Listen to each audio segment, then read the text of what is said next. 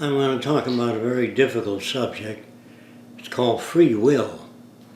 Most people believe that they have free will. A strange thing about it, in the mechanical world, when they say the machine turned off, machines don't turn off. Either there's a short or something wrong with the circuit. And even automobile mechanics look for the factors that change the behavior of the automobile.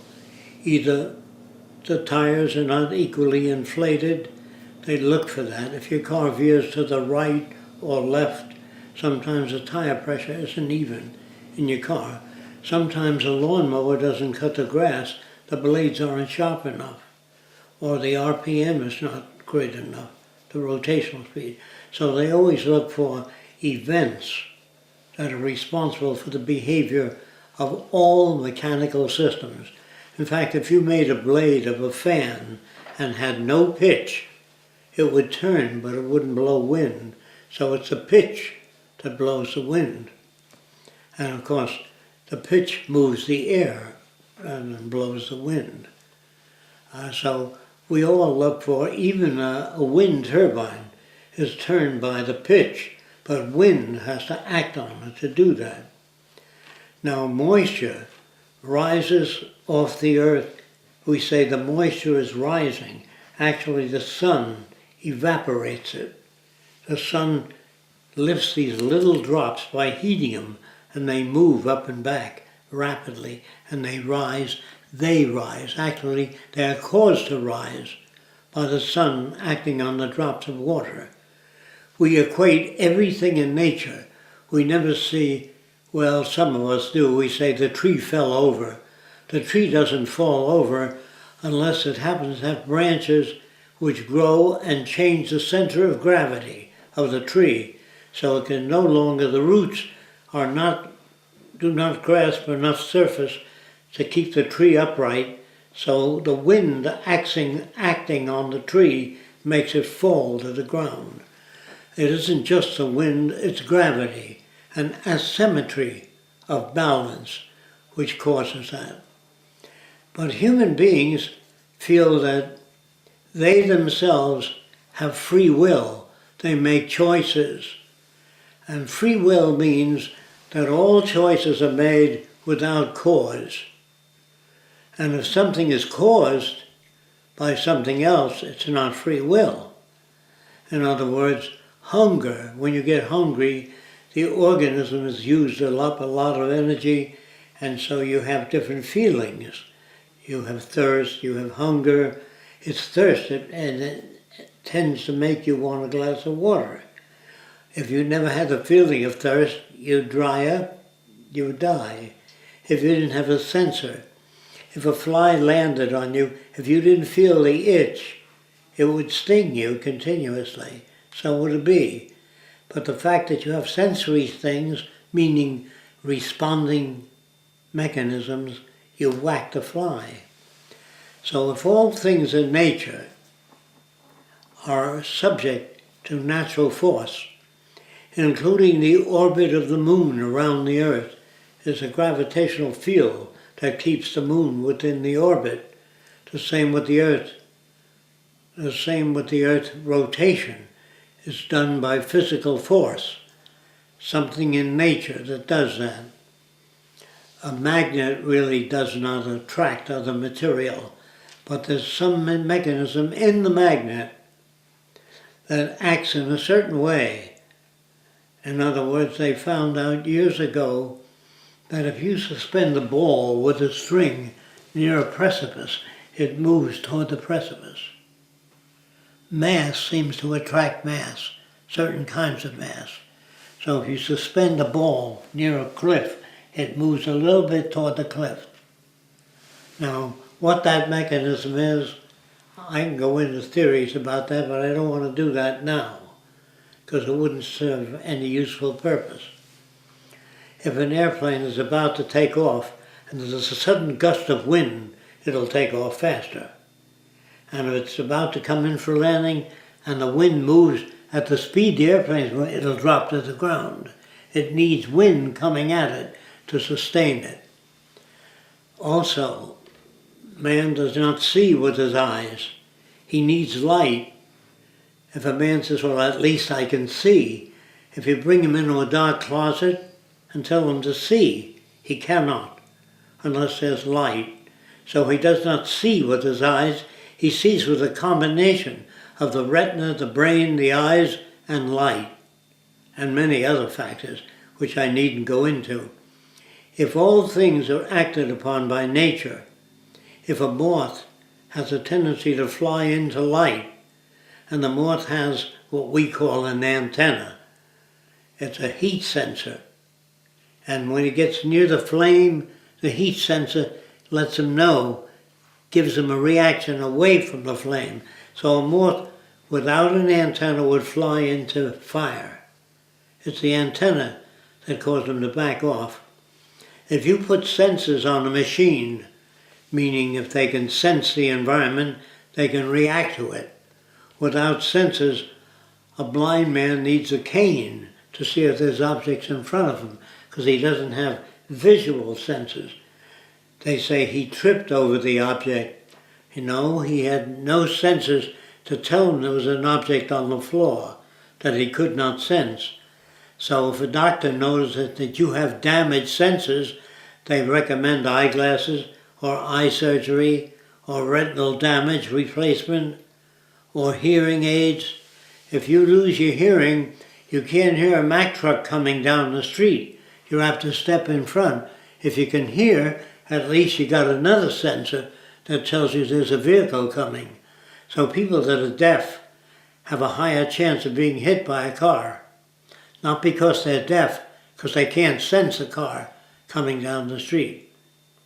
So when we talk, they used to in the old days say we have 6 senses, like we had 6. We have an internal sense of how full you are. You have a pain sense of the depth of your body. You have an itch sense. You have a burn sense. You have many different senses, not 6. Whenever you can say we have 6 senses that I'm aware of, but you can't say we have 6 senses. You have a sense of fullness sometimes, a sense of fatigue, which they don't talk about. So don't try to numerically, unless you do a study of everything you react to, and you say, this is a list of everything that I find that man can react to. Some people, very few, can sense magnetic fields. Some birds can't. If you put connect a magnet to their head, they lose sense of direction. The same with fish. So fish have senses we don't have. I'm not talking about good, bad, or right or wrong. I'm just talking about what you react with. So if a light gets continuously brighter and brighter, your eyelids will come down. And if it gets so bright, you'll put your hand in front to diminish the light. They say, I put my hand there to diminish the light. Even if they couldn't speak, they'd do that. You know what I mean? They don't have to be able to speak. So people think that they choose things. The proof that they don't choose things is many, but I'll give some. If you're brought up in a tribe that looks very different than we do, you fall in love with that configuration.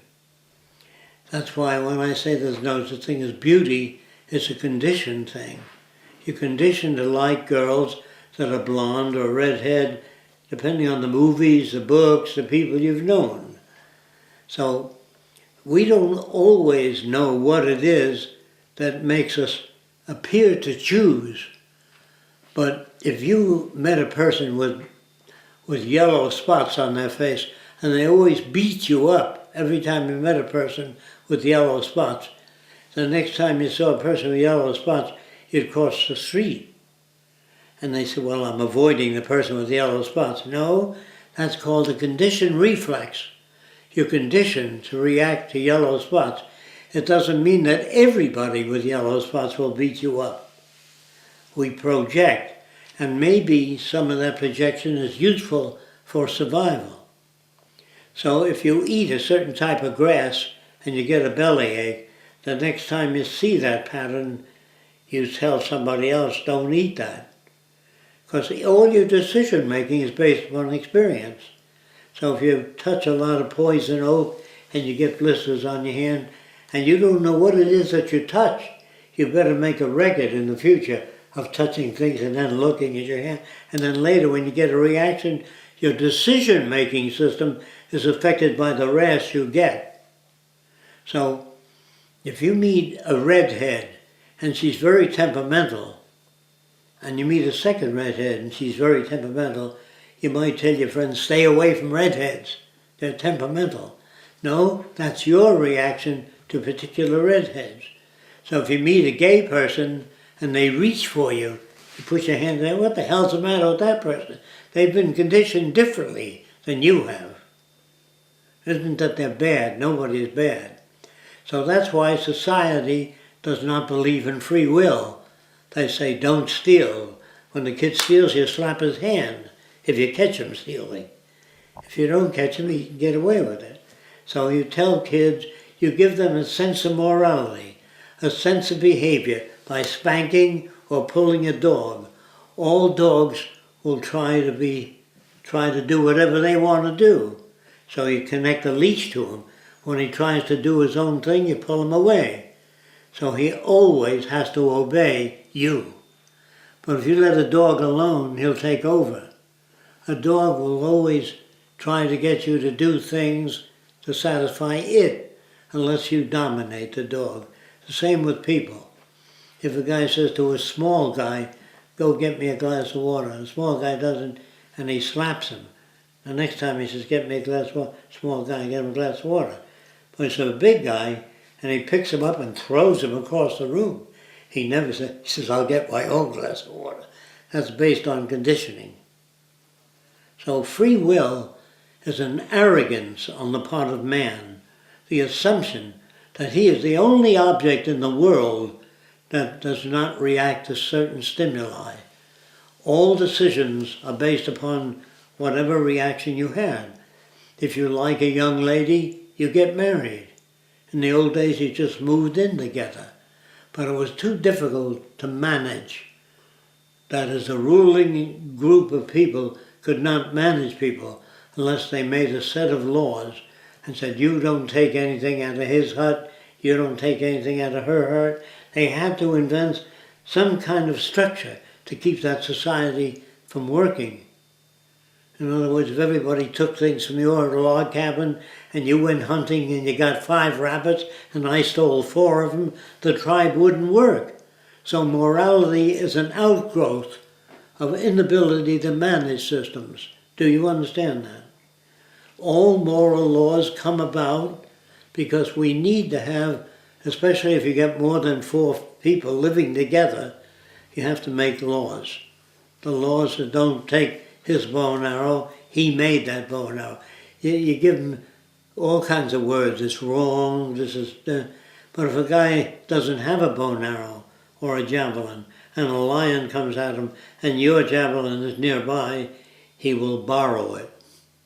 He doesn't steal it, he borrows it and he throws it at the lion. Because that's the only thing he knows that'll keep the lion off. He said, I decided to take your javelin, although I know it's yours, but there was nothing else I could do at the time. So the judge might be lenient. Now a lenient judge is a broad judge with broader experience. A judge that's brought up to believe in right, wrong, good, bad, black and white, his decisions are rigid as hell.